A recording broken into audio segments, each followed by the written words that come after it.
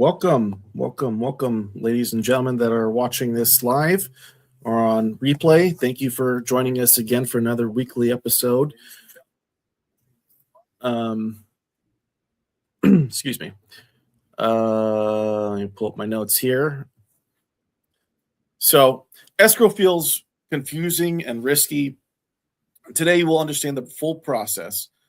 This is part of our educational series on real estate, where each week we break down one critical piece of the transaction. Sorry, let me kind of get through this.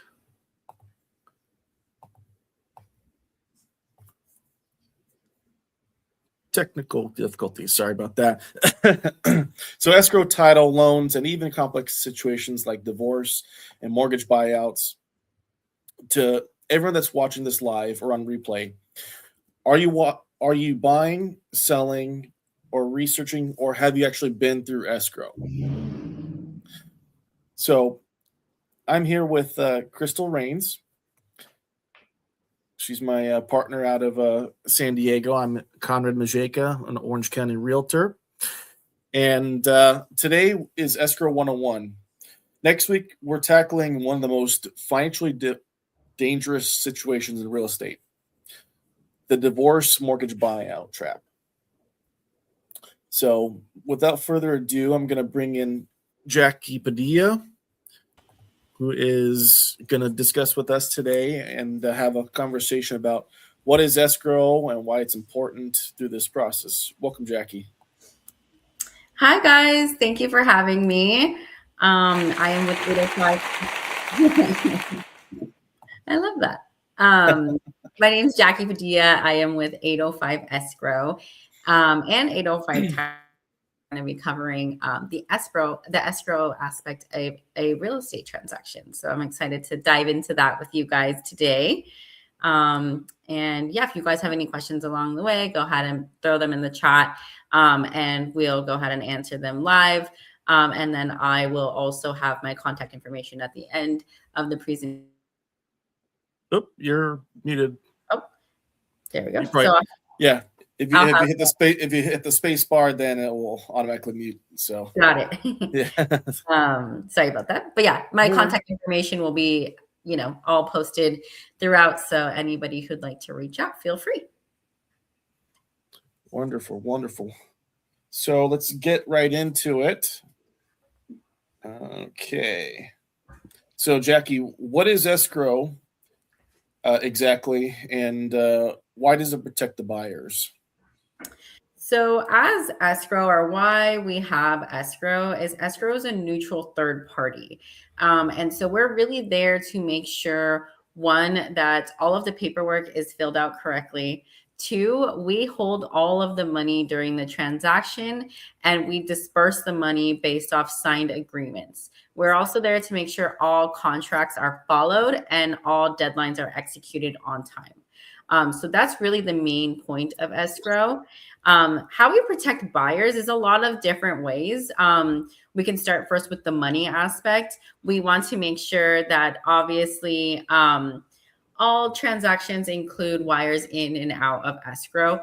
At 805 Escrow, we use Certified ID, which is actually a federal agency backed up software system and a portal for our buyers, sellers, and partners to use. So that way their money is secure. And that way, if anything were to happen, it is backed up and insured by the FBI. So all funds will be returned back to the parties that if there is any type of fraud situation that takes place. We also protect buyers by making sure that the transfer of the real estate is all done correctly, and make sure it's all recorded correctly. So that way there's no coming back from the previous seller or maybe somebody else saying like, hey, I actually own this home. We make sure all the paperwork is completed and correct. So that way when the buyers go into their new home, they are protected with those deeds that have been recorded through title and escrow. We also protect our buyers in other ways by making sure they're not getting taken advantage of. We make sure that, to remain neutral, we're not seller sided or buyer sided. We're there to make sure that they're getting a good, fair transaction. And that's why in California specifically, escrow is a necessity, I would say. So important. Yeah. So so those are the buyer protection sides. And we also protect the sellers on the other side also. Wonderful. So, and how do you protect the seller specifically? Sellers, yeah, like for sure we are protecting their money, correct? We're making sure that all of their paperwork is done correctly, just as the buyers. We're protecting them with the paperwork, making sure that they know that they're going to be filling out certain tax forms and certain 1099 forms. They're going to be filling out a lot of forms in the escrow opening package, which we'll go through today. So we make sure all of that is filled out. We can't really advise on how to fill out the tax forms, but on all the other forms, we make sure that the transfer of documents are all correct. So that way they don't have any issues, or make sure that, the new buyer is going to come in and not have issues and want to go after the seller. So that's kind of the point of escrow, and then also title insurance. So we handle both, but on the escrow side, we make sure all of the contract is followed. So that way they can receive their disbursement with no issues at the end of the transaction. So when does escrow officially begin? So a lot of people think escrow just begins right at the right when you put in an offer, but actually we like to work with our clients even a little bit before that. We like to make sure that when an agent signs a listing, that we're reviewing the prelim, and that's ordered through title. Escrow is responsible for reviewing the prelim and making sure any exception items on that prelim are cleared, to make sure that the transaction can be transferred to the new buyer with no, back situations that could hold them accountable for something that they didn't mean to purchase. So any tax liens, judgments, back taxes that need to be paid, we actually take care of that during escrow and get those cleared. That way the buyer is getting a clear title when they are receiving their home. So we actually work with our clients even before the offers start coming in. As soon as offers do start coming in, we provide something called a seller's net sheet. So the seller can choose the offer that's going to be best for them based off what they may be netting. And then once the contract once the offer is chosen and the contract goes live, that's when the escrow process starts. And so escrow will receive that contract. Basically, whichever date is the last date dated on the contract will be our escrow opening date. And we'll go ahead and start processing all of our paperwork that needs to be going out to the sellers and buyers for their opening packages. And we will be sending out the wire instructions for the buyer to send their wire in. Okay. So what an eloquent explanation. That was amazing. Oh, very well spoken and very thorough and clarifying, I'm sure, for a lot of people. That was amazing. Thank you. Thank you so much. I appreciate it.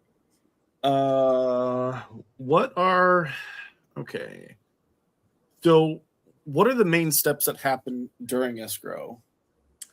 Yeah, so during escrow, and I do have some slides if you guys want to jump into those, kind of explaining what the different packages look like. So I will go ahead and share my screen. Hold on one second.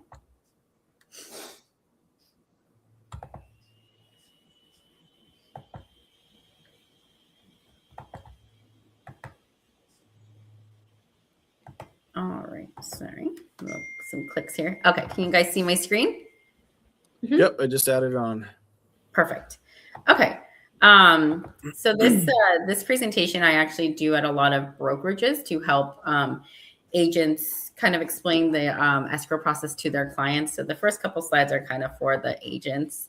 But as you can see here, this is the RPA, the residential purchase agreement. So really this is where you're going to name who your title and escrow company are going to be. And the agents are usually deciding that. A lot of the times the buyers and the sellers don't really understand, choosing escrow. A lot of the times the agents are responsible for that aspect of it. Even though it is seller's choice, a lot of the times the listing agent has a preferred escrow company that they're working with.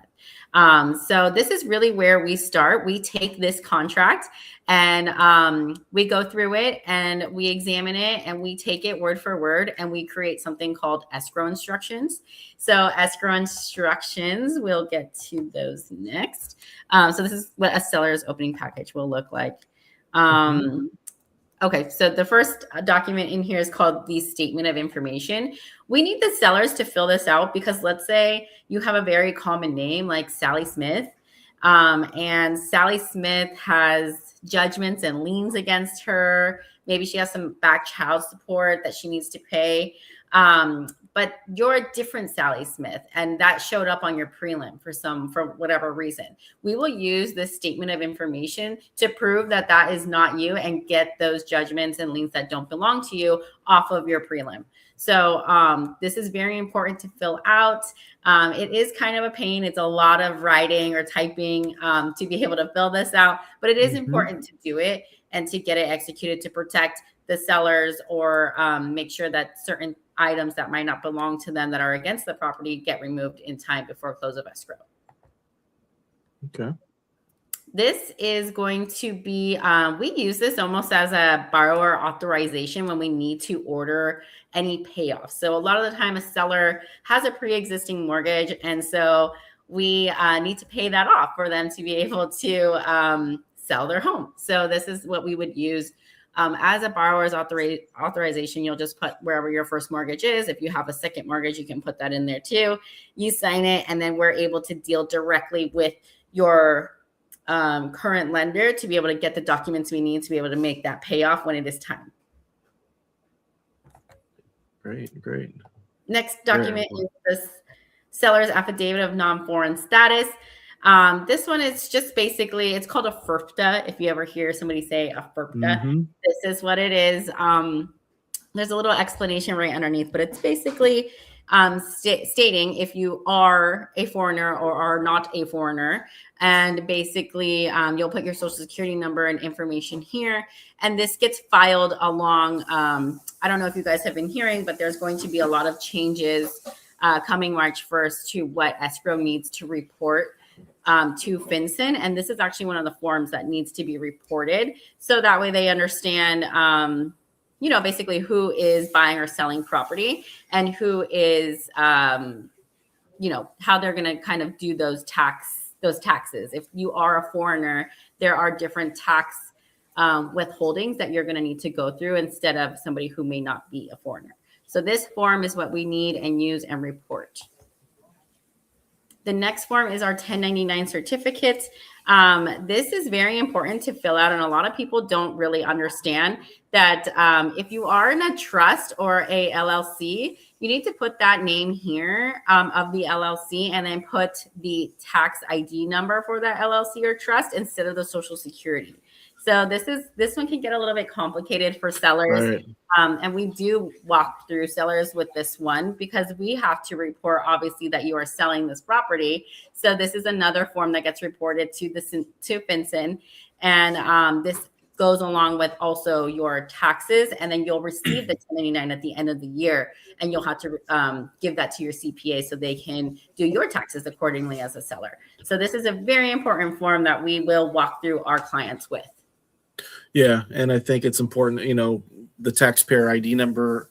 I think if you have a trust, you also have a separate taxpayer ID number to that. So, I think some people with trust have confusion from my experience. So yeah, we see it all the time, and then sometimes it can slip through the cracks, and we don't catch it. Like there's a trust, but it's associated with a social security number of maybe somebody that's deceased, and that will trigger the IRS to say, hey, this isn't reported correctly. And then we get penalized as the escrow company, and also the seller gets penalized. So you want to make sure that these are completed correctly. Great. Our next form, this is just NHD, what an NHD report will kind of, or statement will look like. We order these, they're third party companies most of the time. I think this one is First American. And this kind of protects the sellers and the buyers, more so the buyers, to make sure they know what type of natural hazard zone they might be purchasing in. If they're in a high fire zone, this will reflect on there. If they're in a flooding zone, this will reflect in this report.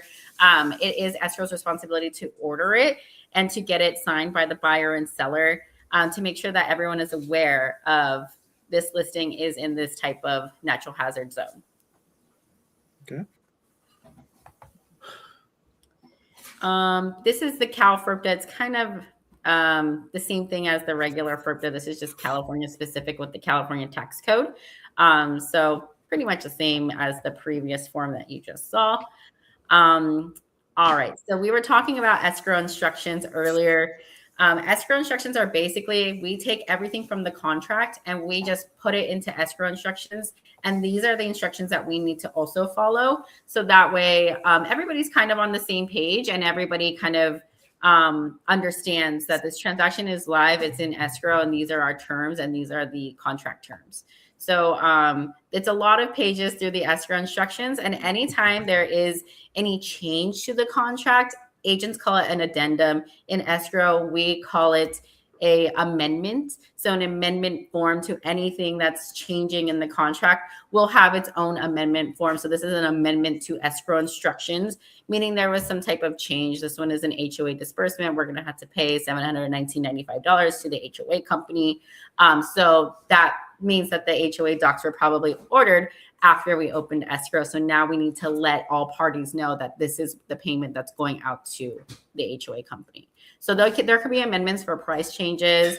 There could be amendments for vesting changes. There's all kinds of different amendments that can happen or changes during the contract. So this is just an example of one of those. Great. Another amendment, escrow instructions. More escrow instructions. This is where I think it gets very particular, and this is what's going to be very important. And we send actually like a draft of this to our agents so that way they understand and can see this live. But the seller's package will have the instructions to pay compensation, because most likely the seller is paying the commission of the listing agent and the buyer's agent. Nowadays, that kind of can change. There's been a couple of changes in the last couple of years, but they are basically signing and in black and white what they are paying the real estate agent. So this is a really important form, especially for escrow, because we need to know what we're paying our agent friends. But it also clarifies exactly what the contract says as far as what is going to be paid out. That's good. No surprises. Exactly. So those were all amendments to the escrow instructions. These are the actual escrow instructions and what they'll look like. You'll have the terms of pricing and all of that, down payment, everything here. The total consideration will be here. And then it just kind of goes through the contract and picks out the really, really important parts through the RPA on what escrow is responsible for, not responsible for, or what we're going to be working on, and what and certain disclosures that are very important for the buyers and sellers to understand, and the real estate agents. They also have to sign the escrow instructions. So they're very long. There's a lot of them. It's okay. It's okay. You got all the time. And anybody that's going to be watching this, can review this. And even if you're in a transaction, you can go through this whole video to kind of see all these forms. So this is great. Definitely, yeah. And then one thing that I always let people know is the Exhibit A is very important. It is basically how the city identifies your property. So a lot of people don't really fully understand this. They think, well, my address is how the city identifies my property, but it's actually through the Exhibit A, through the parcel numbers, and through the tract descriptions. And this was really important during the Malibu fires, the Palisade fires, and the Altadena fires, this is how, when you're building or rebuilding and going for plans, they're going to be asking for the Exhibit A. So you can always request that from your title companies, or if you want to request it from escrow, they'll get it from title for you. But this is how the city identifies your property. So kind of a fun fact to throw in there, the Exhibit A. And I think it's important for people to know this is the way that the city will view your property. And APN is very important, honestly. Nobody knows about it as far as like the general public goes, but it's actually how they identify the piece of land. Mm-hmm. So absolutely key. Yeah. And there's like in a title, we have apps and stuff like that that will pull that information for you. So yeah, if you ever need something like that, if you're ever asked for an APN number, just reach out to a title or escrow person or your real estate agent friends, and they'll know who to ask for that. All right, up next, we have the seller's estimated settlement statement. This is basically an estimate showing all of the fees, all the debits and credits of the transaction. You're gonna have your consideration price up here, any prorations and adjustments up here that will include the county taxes, HOA fees, anything like that. Commission charges will be down here in the debits. That's basically what's going out from the seller's proceeds to be paid. HOA management will also be paid out of that. Other debits and credits will include that NHD report that we were looking at. It'll include your notary fees. It will include any TC fees. If there's solar, we're going to take that out of there. So these are like miscellaneous debits and credits. And then you're going to have your title and escrow charges down here. And that just goes based off whatever that they charge. And then also you'll see the county taxes down here that will be paid from title. So, just a lot of fees. Unfortunately, it looks a lot more debits than credits, but and down here you'll see exactly what the seller is going to net, what their proceeds are going to look like from the sale. So, yeah, and I'm from your experience, you could tell which HOAs are really good and really bad with fees and all that, like who's really expensive, and it could be like a piece of paper for $1,000 doc fees. Yeah, those are my favorite. Yeah, those are a little bit scary. I will say some HOA companies, they're not really the best when it comes to caring so much about the buyer and seller. They're really in place for the community, but honestly to kind of make money for the community. So they are very expensive. There's no regulation on them or like what they can charge. I just ordered a set of loan docs for a $700,000 property, and the loan docs themselves cost $800 just to order the loan documents. And most likely the seller is to pay for that. So, it's not fair, but there's really nothing we can do about it. You have to be really conscious when you're buying on your HOA company that you're buying into. HOAs, in my opinion, just as an agent, are a hit or miss. You really need to have strong trust in them if you're going to purchase a home with an HOA at all. And beyond that, just have the understanding of the power that they hold and so on and so forth. Yeah, there's also a lot of lenders who will not lend with certain HOA companies because either, maybe the HOA has put too many liens on too many of the homeowners within that community for not paying their HOA fees. Or maybe they don't have the proper or high enough insurance for the community for lenders to feel comfortable on lending on that property. So that's another thing to think about when you're purchasing and there's an HOA. You want to make sure that you are using the correct lender, because some lenders you might have to go conventional or you might have to go hard money depending on the HOA. Even VA financing for condos and everybody's got their own terms, and I think we're going to see a lot of the changes in that because of insurance, etc. So yeah, definitely. Okay. Yeah, HOA also does take some time. So if you're planning to do like, all cash 7-day close, but there's an HOA, it's most likely not going to happen in 7 days, unfortunately. That's correct. All right, so these are the seller notary items. So these are items that the seller is going to receive in their opening package, and these have to actually be signed and physically signed and notarized with a notary in front of the seller. In some states now, they are actually doing this digitally, and they're called raw notaries, so remote online notaries. But in California, we are still doing it the old-fashioned way. Yeah. Tech capital of the world, but yeah. So this is the grant deed. So this is actually what is transferring your property to the new buyer. Very important to always make sure you read the name, your name specifically, if you're the buyer or seller. Make sure it's spelled correctly. This is a big issue that we see all the time with things being recorded with incorrect names or spelling.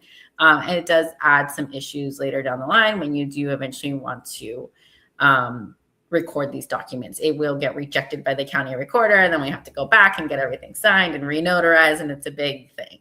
So I will say, make sure you're double checking those. And also the parcel number. The parcel number is, again, how the city will know the property. And so they actually go by parcel number instead of address. So make sure that is always on your grant deed. APNs are usually up here. Yeah, they're up here. So, and then the address of the property will be here, but just always make sure that this is filled out. And then I always suggest having a 2-page grant deed. Some escrow companies will print the grant deed and they'll put the notary acknowledgement on the same paper. I don't really recommend doing that, because if there are typos or anything like that, then we can go in and edit the first page instead of having to send another notary out to get everything re-notarized again.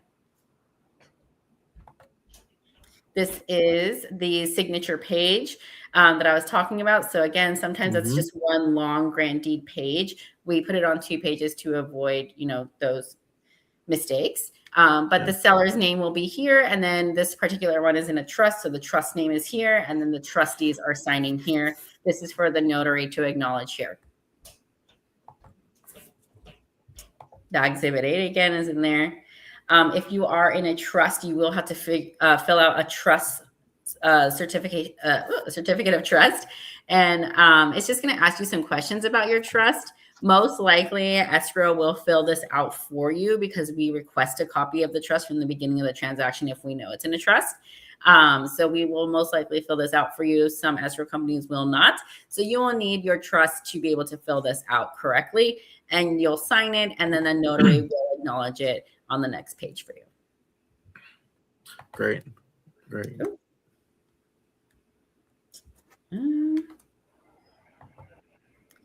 This has been so informative, and I love it. Even I'm learning so much, and it's just. I've been doing this for 14 years, so I've been seeing this paperwork over and over and over again. So I love explaining it, because a lot of people are just kind of like, why do I have to sign all this stuff? And it's all very important stuff. So it all connects. It does. This is the PCOR. Oh, oopsies. Oh, sorry. I don't know if I can go back on my presentation. Okay, well, we'll see the same document in the buyer's package, so we'll just go forward. So buyer package, you're going to see a lot of the same documents that you see in the seller's package. So this is the statement of information. Again, we need this filled out for the buyers. We need to just make sure there are no liens against them personally. So we use this to go ahead and check that in title. In here, we're going to have the buyer information form, and it's going to give us the property address here to the buyer. And this is where you're going to put the insurance information for the buyer. Most likely they've been shopping around for some insurance, for homeowners insurance. So we want that information as soon as possible. So it is in the opening package for the buyers. Over here, this is that NHD report that we talked about earlier. Buyers do have to execute it also, so they understand, and they're signing that they understand that they've received the report and that they understand what type of zone they're in. Instructions to pay commission. This is if the buyers are paying the commission. You will see this form. A lot of the times like I said, things have changed to where sometimes buyers are responsible to pay the commission of the real estate agent if that is agreed upon. So this is the instructions to pay if we shall see that for the buyer. Mm-hmm. Again, escrow instructions, amendment to escrow instructions, it's kind of the same. This one is going to talk about, or what you'll see a lot is vesting amendments. The vesting amendments are basically how the buyer has decided that they're going to hold title. And that should be discussed with their CPA or with somebody who's going to handle their finances or taxes. So this, a lot of times the vesting amendment is really important. And that's actually what the lender needs from us also to be able to produce the loan documents. So the sooner the buyer knows how they're going to vest and hold title, the better for everybody. This is instructions to pay commissions. Again, this is a copy of the escrow instructions again, and it's exactly the same as the seller side.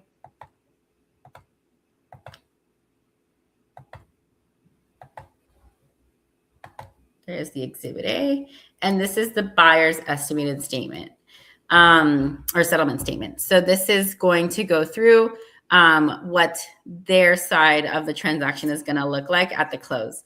So they're going to come in with $147,000 right here, most likely from a loan. Oopsies. So sorry, I can't go backwards on the presentation. It's all right. But it's okay. People can pause when they go back and rewatch it. Yeah, pause and go through. And I can always go through a buyer's estimated statement with a buyer in case they have questions. But most of the fees are normally charged to the seller. There are some fees associated to the buyer, and those are most likely paid through the loan. So we typically see, in there you'll see the buyer's deposit, what they have deposited into the property as of so far. And then at the very bottom, you'll see what they're going to have to bring in, if anything, outside of the loan, and then they'll have to wire that over to escrow. So that's kind of a breakdown of the buyer's estimate.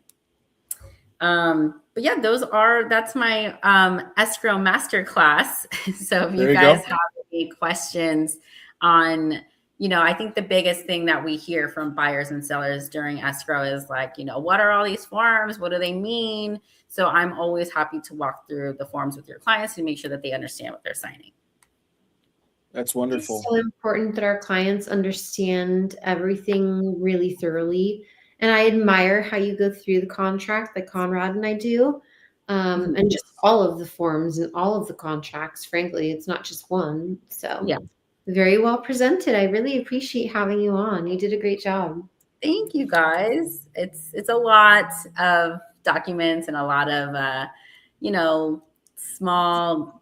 Every change into the contract, like I said, has an amendment or needs a change or needs an update. So when you're in the escrow process, a lot of times you don't even see a lot of the behind the scenes, what escrow is doing to make all of these moving parts happen all at once to make sure we have a successful close. But now you can kind of see a small glimpse of it and what we're juggling with. And, we have to get things from title. We have to get things from the borrower. We have to get things from the vendors and termite reports. Agents too, like we're all a team, right? So that's what makes it powerful. It's so true. Yeah, so it's really important to have I think an escrow team that you can rely on and that their procedures and so that way your clients feel confident with them also, and that they're safe. Most importantly, that their money is going to be safe through the transaction. Absolutely. All right. Some more questions before we get into viewer comments and questions. Mm-hmm. How can wire fraud happen, and how do people protect themselves? Oh man, so this is a fun one because there's a lot of different ways it happens. It can happen just from a phishing email. Somebody, knows. A lot of agents do post on Instagram, which I, of course, it's part of the job, under contract or offer accepted. And that's telling the public already that, hey, this property is going into escrow. If this hacker or person who's been following this agent that would like to try and, cause some harm to the transaction, knows who the agent is using for escrow or knows who they're using for title, what they can do is they will literally make, like, my email address is Jackie at 805escrow.com.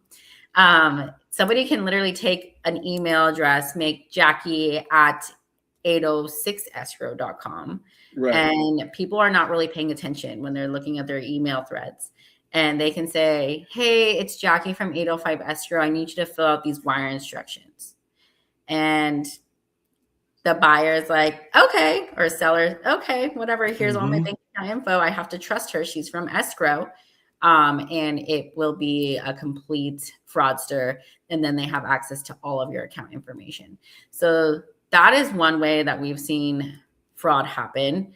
I've seen really ugly divorce cases where the, husband or wife have access to one another's email accounts, and they'll go in and they'll fill out the paperwork, like the opening package, on behalf of the other spouse, pretending to be them, agreeing to all these terms on their behalf without their knowledge. So I've seen that kind of fraud, which is, not easy to deal with. Yeah, it's not the fun ones. I've seen fraud as far as people who claim that the property is theirs and it's not their property. And they're like, oh yeah, I'm the seller. They're not the actual seller. All types of fraud, and ways to protect yourself. So the escrow company will always call you to verify any account information. Like I said earlier, 805 Escrow, we actually use a federal backed up portal by the FBI that was created by the FBI. And it is an extra step. Yes, you're going to have to click on this portal. You're going to have to fill out some questions, and then you can get to your forms. But that is, I think, more of a safety net than just, sending anything over an email and just hoping for the best, hoping nobody sees it. In this world and day and age, especially with Gmail accounts, things that are not on protected servers, then your information is at risk. So we use things like these portals and services that were created by the FBI to protect everybody, make sure our lender partners are protected, our realtor friends are protected, mainly the escrow and title companies are protected, and of course, most importantly, the client's money is protected. Right. That's and I'm sure you're learning a lot of new stuff, day by day as well. So yeah, I mean, they're rolling out FinCEN. I don't know if you guys heard about FinCEN taking place March 1st. FinCEN, we have to report to FinCEN already. As escrow companies, we have to report to them. And before, they used to have certain rules about why they wanted to trigger reporting on certain cash transactions. Now, instead of on certain cash transactions, it's going to be on every single cash transaction, where you will have to fill out 111 data points as the buyer if you're purchasing cash. And we have to take that report and send it over to FinCEN. Why? They want to make sure that there's no money laundering going on, and it avoids a lot of fraud. So, or people buying to cause harm within the state. So that's what the FinCEN is. It is going to be kind of a pain in the butt for some escrow companies and title companies, to collect that data. A lot of the times our cash buyers are investors, and they're like, it's already hard to get investors to fill out the opening packages. So I can only imagine trying to get them to, fill out this FinCEN form. But yeah, they're not going to like it. Or people that are in a blind trust, they're in a blind trust because they don't want their information out anywhere. But we're going to have to request it, and they're going to have to comply. We cannot close a transaction without reporting this moving forward for cash transactions. So yeah, there are a lot of things that I think are escrow is responsible for to protect the buyers and sellers for certain fraud or money laundering purposes. So what is your craziest escrow situation you've ever handled? Oh man, there's been so many. I mean, as like an actual physical house situation, I had a seller who had to sell 7 houses at one time. He was actually charged with 49 different counts of felony. So that was a crazy one. Most of them were to do with fraud. He was pretending to be a company and basically taking people's money. Some of them were grand theft. So that was a really complicated one. I actually had to go in front of the judge and swear that not one single penny from the transaction would ever go to the seller's account, but he had everything in his parents' name, or he transferred everything to his parents' name. So then it became that we couldn't transfer any of the funds to them either. Everything had to go directly to the court. And I had to do the whole swear thing. So that was, and I think that was like when I was in my early 20s. And I think that's when I realized like escrow means business. Like like we really are the gatekeepers to make sure these transactions are safe. So that was one crazy story. Another crazy story, I had an escrow burn down the day of recording.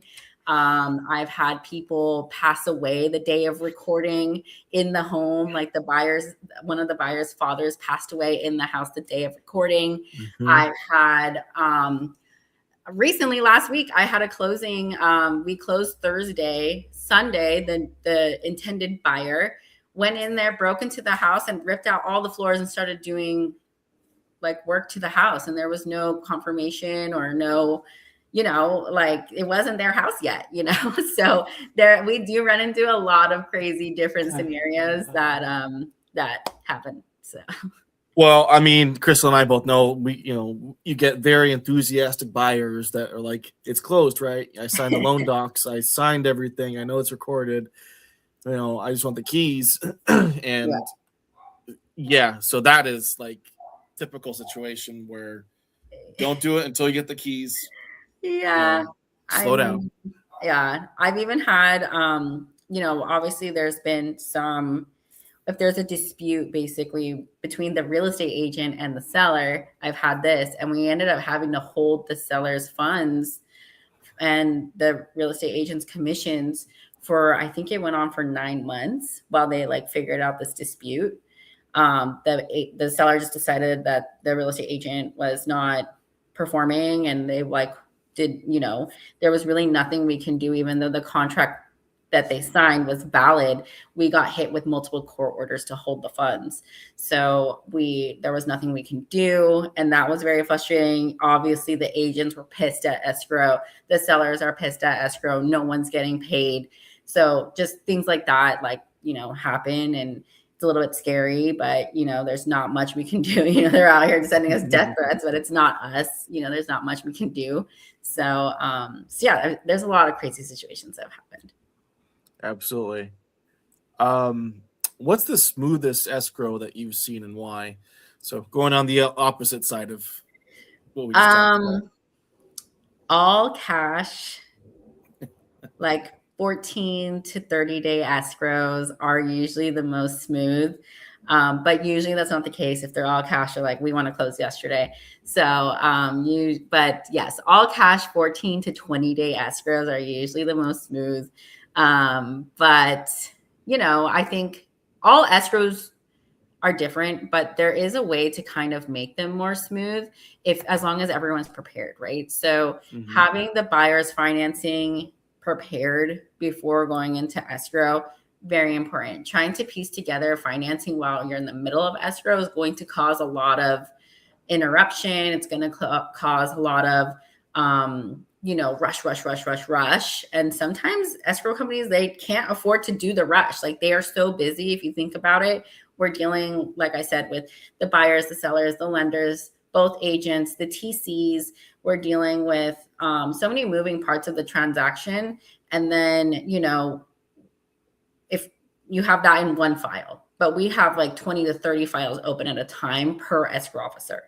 Mhm. So imagine dealing, you know, and of course they have assistants, but assistants don't really jump in and handle. They just do more processing. So, so imagine the escrow officer is constantly on the phone all day with between these, like, you know, 15 files that are funding or whatever the case may be. So I think that there are ways.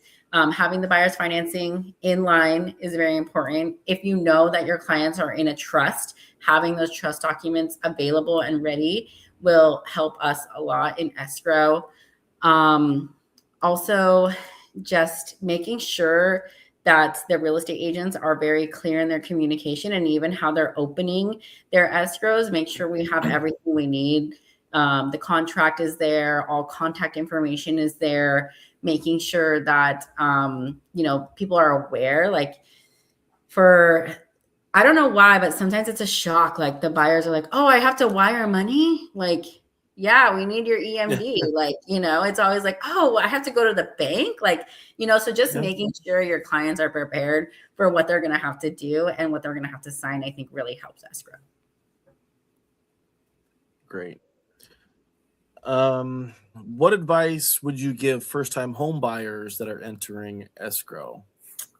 First-time home buyers. I actually love working with first-time home buyers.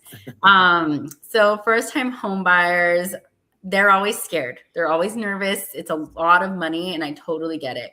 So I always try and reach out to the buyers directly during escrow, beginning of escrow, and just introduce myself. And I let them know straight off the bat, look, you're going to be hit with a lot of paperwork. So let me walk you through it if you need help. Like, I'm here. I give them my personal cell phone number because a lot of times, you know, they have to do these things after work and escrow office is closed. So I'm like, you know, I can walk you through it. I can help you. I think where they get the most nervous is the loan doc process. You know, you go, the notary walks in with a stack this big of paperwork. They're like, all right, let's sign your life away, you know? So I think, showing them the loan documents before they're going to sign so they can kind of review it is very important and helps the first-time home buyers a lot. And I think also just making it exciting for them and taking any, like, you know, hiccups or stress away from them by keeping them prepared is what's going to make the experience more exciting. Okay. And so on the other side, what advice would you give sellers to ensure a smooth closing? Sellers, have your documents prepared, especially if you're in a trust or a probate situation. Like, make sure you have all of the documents that you're going to need. Make availability. Do not go out of town during the middle of your escrow. If you can avoid that, that kind of holds up a lot of the time, some transactions. And I think too, sellers, it goes a lot of being, like I said, like, you kind of need to work with the sellers beforehand and getting that documentation ready, or making sure that any judgments or liens or taxes that they owe on the property are going to be handled before the close of escrow, and making sure that they understand that. A lot of the times we see that they're not prepared to pay, you know, maybe $100,000 in taxes that they might have owned or didn't know were there, or some certain judgments or things that, you know, can hit them. So I think jumping ahead of that, even before they start looking at offers, is really important to prepare them.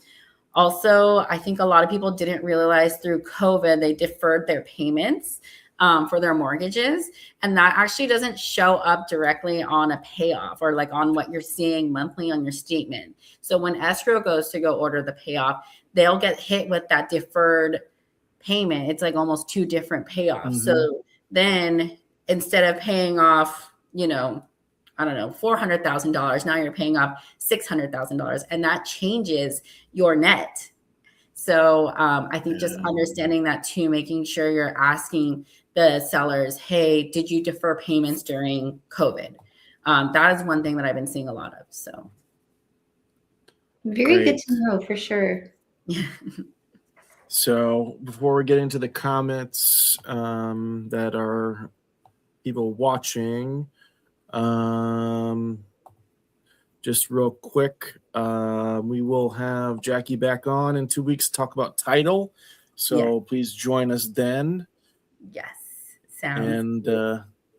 just we'll go into there. All right.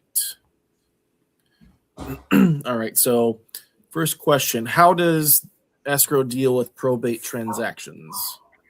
Yeah, so we actually have what we call a probate checklist. And we have it digitally and we hand it out physically at open houses and whatever events we're at.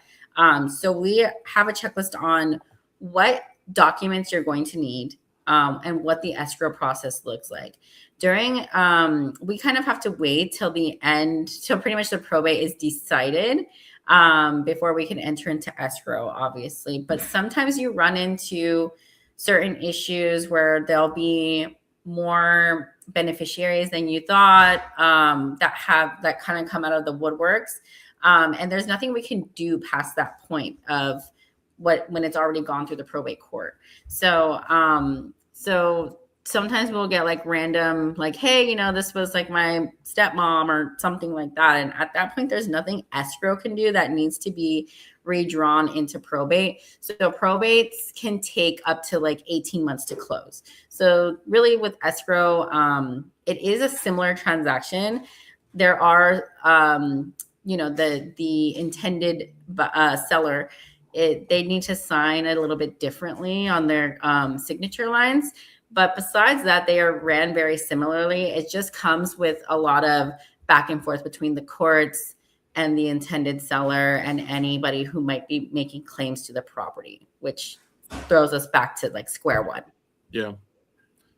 Very complicated. Glad you have a checklist for the consumer. I think that's very, very important. Yeah. We're probably going to see a bunch of that in the next 10 years, I would say. Oh, yeah. Yeah. We're definitely like they're calling it a silver wave right now, where a lot of elderly people, 55 and plus, are releasing their properties and getting rid of them, or they're passing away without a financial plan. How to avoid probate is a trust, in naming the property in a trust and the beneficiaries. So getting that set up. And I think, even talking to first-time home buyers, new home buyers, second-time home buyers about trusts and setting that up, I think is really a way that, we're going to start avoiding probate. I think the more education we can give, especially in LA County, for whatever reason, I see it the most, probate transactions, more than Orange County and more than Ventura County. And I just think that people are less set up for, or less educated in financial planning for whatever reason. So I am a huge advocate of education, especially when it comes to real estate and financial planning. I work with a lot of financial planners, a lot of real estate attorneys, trust attorneys. So just to make sure that people are setting themselves up and their family up for success and not something that's going to stress everybody out at the end. Yeah. Yeah, I've been through probate through hell myself, so I know how it is. And and it was an LA property. So sorry to contribute to all of that. No, trust me. It is sad, and it for me, I do like special hand holding. I know it's not an easy process, and I know it's really hard for people going through that process. And so we do in escrow take, we're very neutral, of course, but we do take care, and we feel for, these clients that are going through this. And we want to make sure that they feel secured and safe going through this process with escrow. So we do take a little extra care step with them. Good.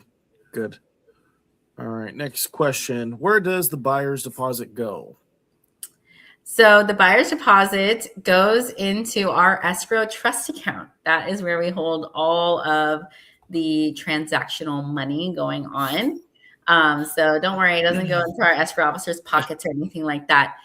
We do have what's called an escrow trust account set up. And that is its own account, basically has its own wire instructions and everything. So your money is safe. And it is held within that account, which is through a huge financial institution bank. So everything is insured and safe. Good. Good. That's good to know. I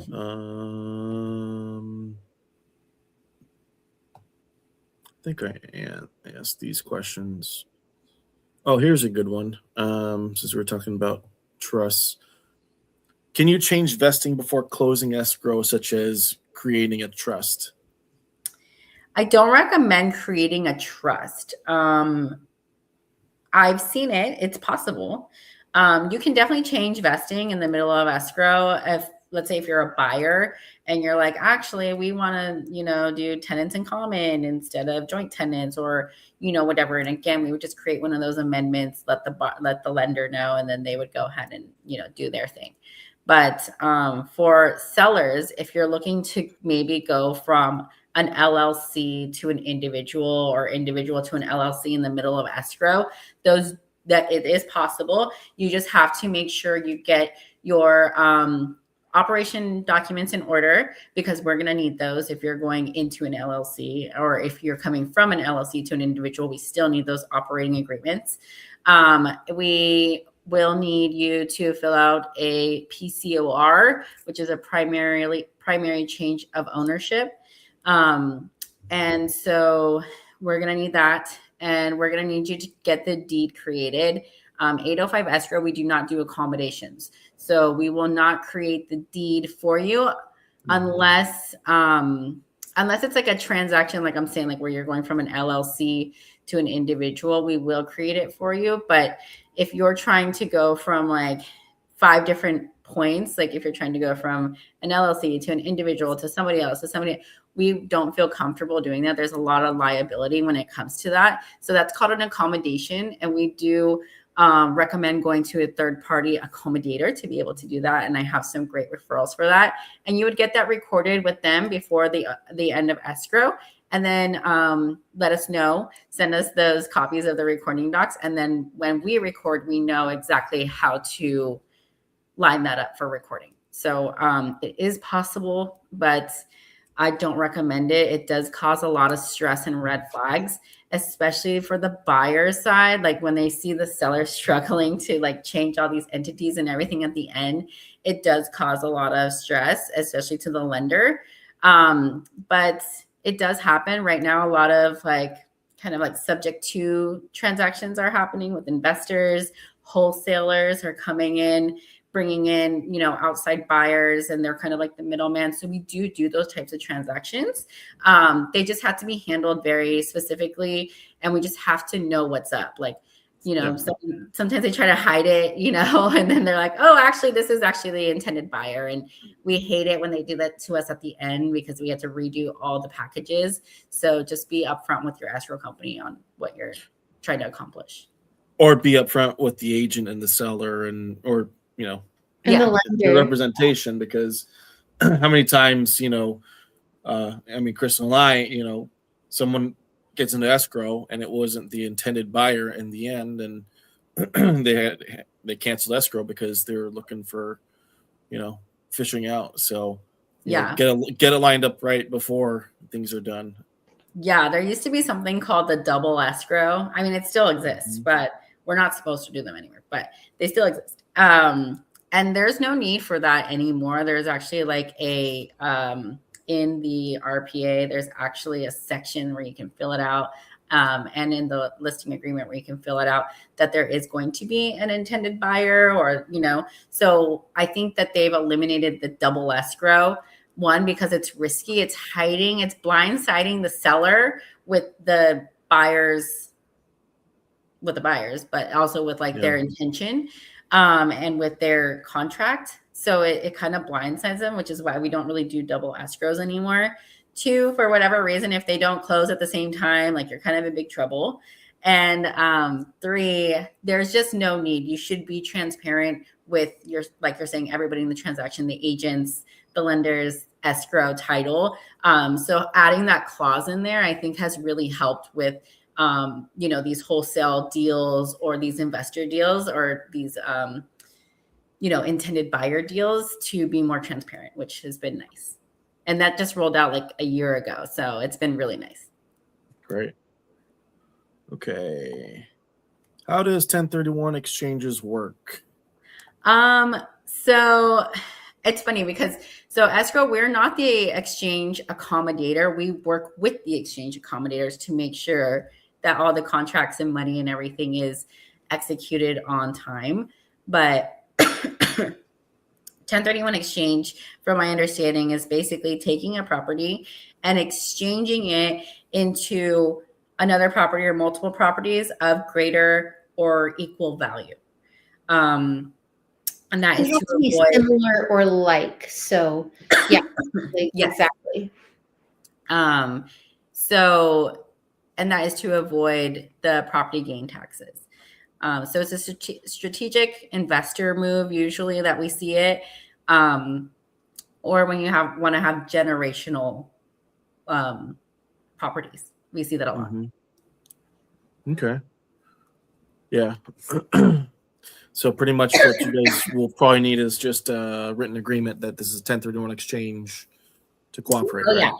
The sooner you let us know, the better for escrow, because we have to get in contact with the accommodator. We have to know the timelines and all of that. So let escrow know as soon as you open escrow if you're going to be doing an exchange. Okay. How will escrow be defended by AI? So I think we were talking about, phishing and other scams in there. What's kind of coming down the pipeline as far as AI and frauds for escrow? I mean, right now we have the certified ID portal, which is great. And that was created and basically it's weird. So if you're a buyer and you're like, going to send us money, we'll send you the certified ID portal. So that way you can put in all the correct buyer information and you can feel secure to send in money. So it knows the software system knows your last 3 addresses. It knows, so the security questions it asks you, it's because it knows you. So I think that's very crazy. It's almost like these are almost scary. Like they're for security, but they're almost scary how much they know you. But again, this software was created by the FBI, so they know everything about everybody. So it kind of will ask you these certain security questions, which I think is kind of cool that it just knows automatically. And so it knows who's sending the funds or who's filling out this paperwork or whatnot. So that's been really helpful, I think, on the escrow side of things. Where I've seen it be a disadvantage, I've seen these raw notaries that we're talking about, the remote notaries, where you're not signing in person. People have pretended to be somebody else. Like they've just had the filter of somebody else's face, or they've, so that I would think would be a disadvantage. Of course, thank God the title company caught it that this happened to. It was like a recent case that just happened because the lips were not moving at the same time as the person who was speaking.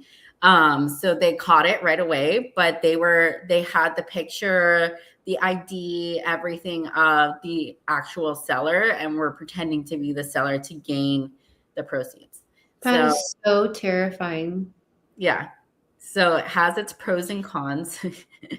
I don't think that AI will really be able to replace an escrow company per se, just because you really do need somebody that's going to be checking for mistakes and triple checking for mistakes and making sure everything's executed, but also because there's so many, especially in California, there's so much creativity when it comes to these contracts, or when it comes to, these buyers coming in or wholesaling transactions, these subject to transactions.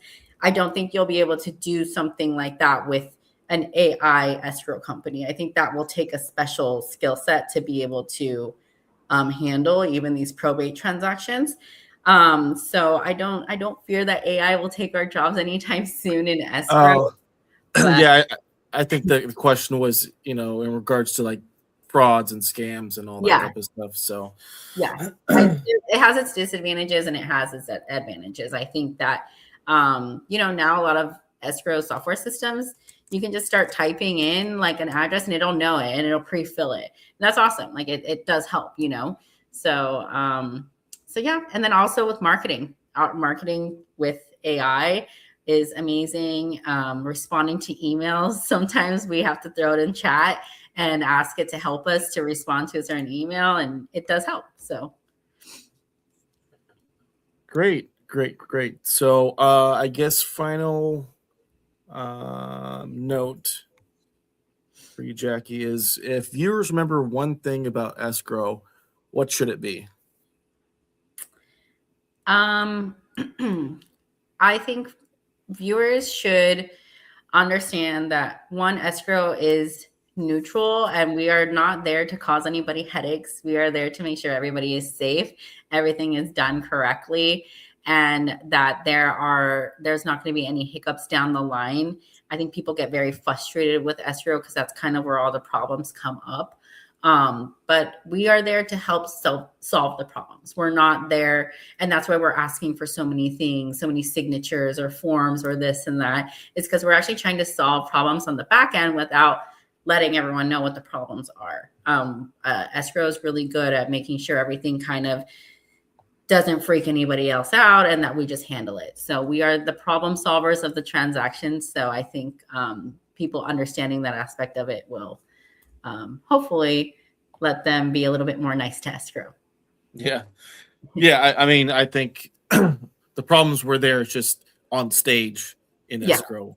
I think it becomes more dramatic because it's kind of, it just bubbles up and, it explodes right there. 100%. So anything that you held back about the, what you're trying to do with escrow, with the house or with the loan or whatever strategy you're trying to do, it's going to show up in escrow. Yeah, definitely. And I think too with escrow, like a lot of people don't really understand that we are responsible for making sure that the transaction is transferred correctly to the county recorder's office, which is why it's so important to work with a good escrow company. Mistakes happen and they can cost the new intended buyers a lot when they go to sell. So just making sure that everything was executed correctly is so important. And, you want to make sure that you're working with an escrow company that knows what they're doing, for sure. Great. Thank you so much, Jackie, for joining us today.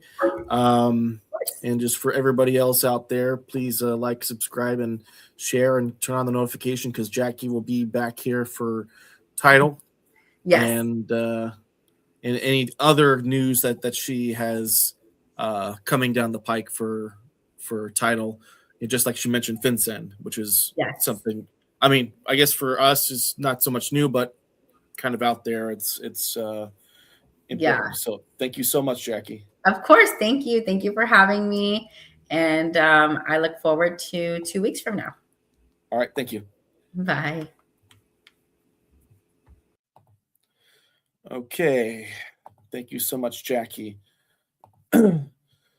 So for everybody else that's watching out there, thank you so much.